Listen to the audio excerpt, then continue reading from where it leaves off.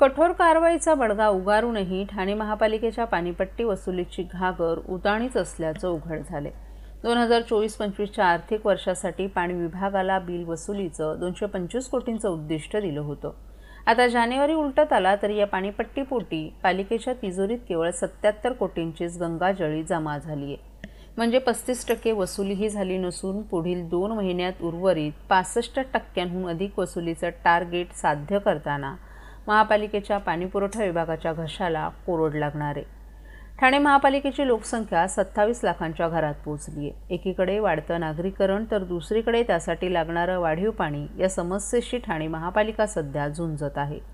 वास्तविकतः ठाणे शहरासाठी प्रतिदिन 616 दशलक्ष लिटर पाण्याचा कोटा मंजूर आहे, मात्र प्रत्यक्षात 585 दशलक्ष लिटर पाणी पुरवठा होतो। त्यापैकी पालिकेच्या स्वतःच्या पाणीपुरवठा योजनेतून 250 दशलक्ष लिटर, महाराष्ट्र औद्योगिक विकास महामंडळाकडून 135 दशलक्ष लिटर तर मुंबई महापालिकेकडून 85 दशलक्ष लिटर पाणी पुरवठा होतो।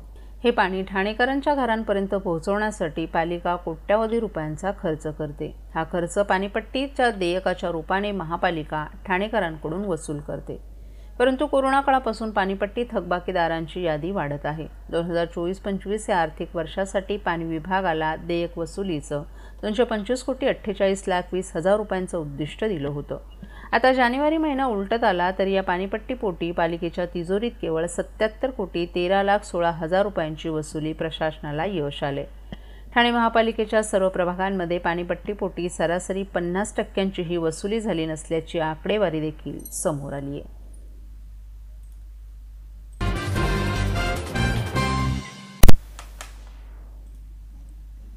मुलाच्या समोर झालेल्या हृदयद्रावक मृत्यूच्या घटनेनंतर मानसिक स्वास्थ्य बिघडलेली महिला 30 वर्षांपूर्वी घरातून निघून गेली होती। 2 वर्षांपूर्वी पोलिसांनी उपचारासाठी ठाणे प्रादेशिक मनोरुग्णालयात उपचारासाठी आणल्यावर या महिलेच्या घराचा कोणताही ठावठिकाणा नसताना रुग्णालयानं पोलिसांची मदत घेऊन मोठ्या कौशल्यानं महिलेच्या घराचा पत्ता शोधून तिची कुटुंबियांची भेट घडवून आणली आहे। ताराबाई मोरे असं या महिलेचं नाव असून त्या साधारणतः 80 वर्षांच्या आहेत। 30 वर्षांपूर्वी घरातून त्या निघून गेल्या होत्या। मानसिक स्वास्थ्य हरवलेल्या ताराबाईंना 2 वर्षांपूर्वी नाशिक पोलिसांनी आढळून आल्यानंतर त्यांना उपचाराकरिता ठाणे प्रादेशिक मनोरुग्णालयात दाखल केलं। ताराबाई या कुठून आल्या याची कोणतीच माहिती मिळत नव्हती। यामुळे ताराबाई यांच्या कुटुंबियांना शोधायचं कसा हा प्रश्न रुग्णालयाला होता। रुग्णालयाचे वैद्यकीय अधीक्षक डॉक्टर नेताजी मुळीक यांच्या मार्गदर्शनाखाली ताराबाईंवर मानसिक उपचार आणि त्यांच्या कुटुंबियांपर्यंत पोहोचवण्याचे प्रयत्न सुरू होते अशी माहिती रुग्णालयाचे समाजसेवा अधीक्षक नितीन शिवदे यांनी दिली आहे। ताराबाई यांच्या घरचा पत्ता विचारायचा झाल्यास ती पंचवटी एवढंच सांगायची। रुग्णालयानं पंचवटी पोलिसांशी संपर्क साधून ताराबाई यांच्या कुटुंबियांचा शोध घेण्यास सांगितलं, मात्र फारसा काहीच उपयोग झाला नाही। दरम्यानच्या काळात ताराबाईंवर समुपदेशन, ग्रुप थेरपी आणि औषधोपचार देण्याचं काम सुरू होतं। त्यांचं मानसिक स्वास्थ्य हळूहळू सुधारत होतं। त्यामुळे त्यांच्याशी विचारपूस करताना अहिल्यानगर शहरातील एका परिसराचं नाव ताराबाई यांनी सांगितलं असता रुग्णालयानं तात्काळ जवळच्याच पोलिसांशी संपर्क करून ताराबाई यांची माहिती दिली। यावेळी पोलीस आणि रुग्णालयाला तिच्या कुटुंबियांना शोधलं आणि नुकतंच ताराबाई यांना कुटुंबियांकडे सुपूर्द करण्यात आले।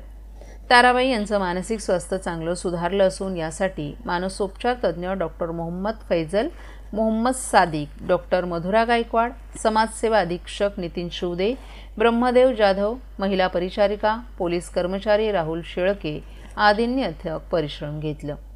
30 वर्षांपूर्वी घरातून गेलेल्या ताराबाई यांना शोधण्यासाठी कुटुंबियांनी देखील खूप प्रयत्न केले होते, परंतु आमचे कर्मचारी आणि पोलिसांनी ताराबाई यांच्या कुटुंबियांचा शोध घेतला। ताराबाई जेव्हा आपल्या कुटुंबियांना भेटल्या त्यावेळी त्यांच्या कुटुंबियांचा आनंद शब्दात सांगता येणारा नव्हता। कुटुंबियांनी केक कापून आनंदी वातावरणात ताराबाई यांचं स्वागत केलं। आमचे समाजसेवा अधिकारी ताराबाई यांच्या स्वास्थ्याची चौकशी करत असल्याचं वैद्यकीय अधीक्षक डॉक्टर नेताजी मुळीक यांनी सांगितलं। महाराष्ट्रातील भगिनींना आधार देणारी राज्य शासनाची मुख्यमंत्री माझी लाडकी बहीण योजना। या योजनेअंतर्गत अल्प उत्पन्न गटातील 21 ते 65 वयोगटाच्या भगिनींना मिळणार दरमहा 1500 रुपयाची मदत। अर्ज करण्यासाठी 31 ऑगस्ट 2024 पर्यंत मुदतवाढ। कुटुंबाचं वार्षिक उत्पन्न 2.5 लाख रुपयांपेक्षा कमी असलेल्या महिला पात्र। कुटुंबाकडे पिवळं किंवा केशरी रेशन कार्ड असल्यास उत्पन्नाचा दाखला आवश्यक नाही. पांढरं रेशन कार्ड असेल किंवा रेशन कार्ड नसेल तर कुटुंबाचं वार्षिक उत्पन्न 2.5 लाखांपेक्षा कमी असल्याचा दाखला आवश्यक. योजनेसाठीचा ऑनलाईन अर्ज नारी शक्ती दूत ॲप वरून किंवा पोर्टलवर भरता येईल. ज्या भगिनींना ऑनलाईन अर्ज भरता येत नसेल त्यांच्यासाठी अंगणवाडी, ग्रामपंचायत, वॉर्ड ऑफिस, सेतू सुविधा केंद्रामध्ये किंवा आशाताई बचत गटाच्या CRP यांची मदत उपलब्ध. आता आपल्याला अभिमानानं म्हणता येईल, सुखी आणि सुरक्षित आहे माझी लाडकी बहीण.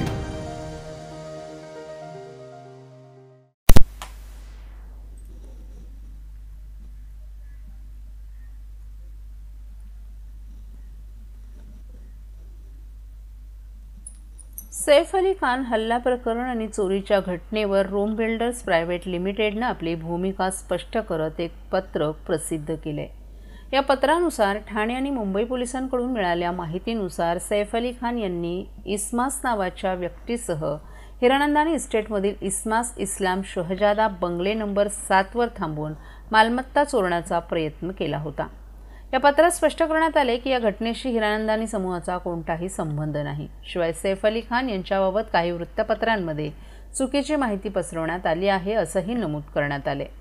हिरानंदानी इस्टेटमधील श्रमिकांचं व्यवस्थापन आणि सुरक्षेसाठी योग्य ती पावलं उचलण्यात येत असल्याचं रोम बिल्डर्सनं सांगितलं. कंपनीच्या म्हणण्यानुसार चोरीच्या घटनेत संलग्न व्यक्ती हिरानंदानी समूहाशी संबंधित नसल्याचंही निष्पन्न झाले. या प्रकरणावर अधिकृत तपास सुरू असून पुढील तपशील लवकरच उपलब्ध होईल.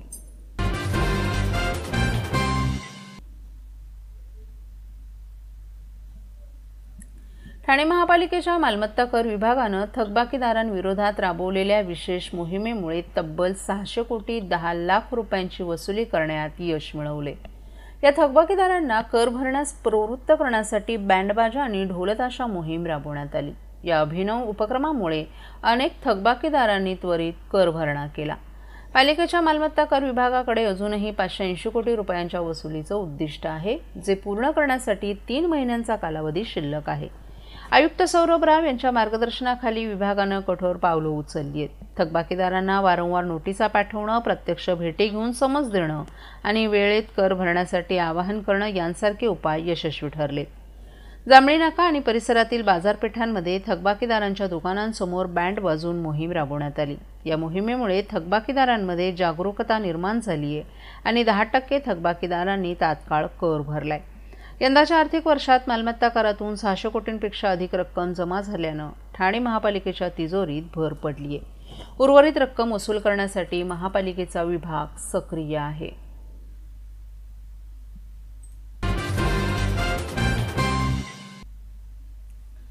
भाषा आणि माणसांविषयी आदर वाढवायचा असेल तर आपल्याला चांगलं लिहिता आलं पाहिजे, चांगलं वाचता आणि चांगलं बोलता आलं पाहिजे.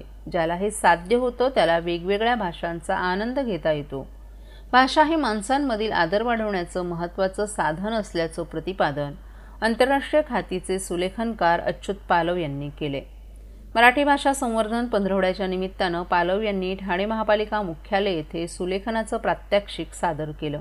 त्यापूर्वी अतिरिक्त आयुक्त संदीप माळवी यांच्या हस्ते अच्युत पालव यांचा सत्कार करण्यात आला.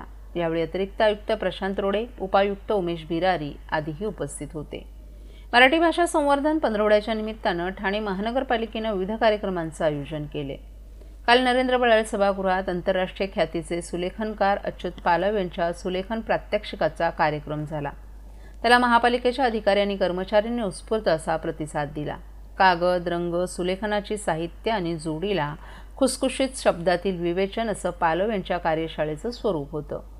मराठी शब्दांचे वेगवेगळे विभ्रव पालव यांनी त्यांच्या वैशिष्ट्यपूर्ण शैलीमध्ये दाखवले. सुलेखनासाठी आवश्यक असणारी साधनं, लेखणी, रंग त्याविषयी त्यांनी उपस्थितांना मार्गदर्शन केलं. सुलेखनातील सरळ रेषांचा सराव हा माणसाच्या मनातील तणाव दूर करणं, 2 माणसांमध्ये किती अंतर असतं याचं भान दर्शवतात. शिस्त आणि एकाग्रता यामधून सुलेखनातील आकार साकारतात असंही पालव यांनी स्पष्ट केलं. मराठी अक्षरं, नावं, गाणी यांच्या ओळी सुलेखनातून पालव यांनी साकार केल्या.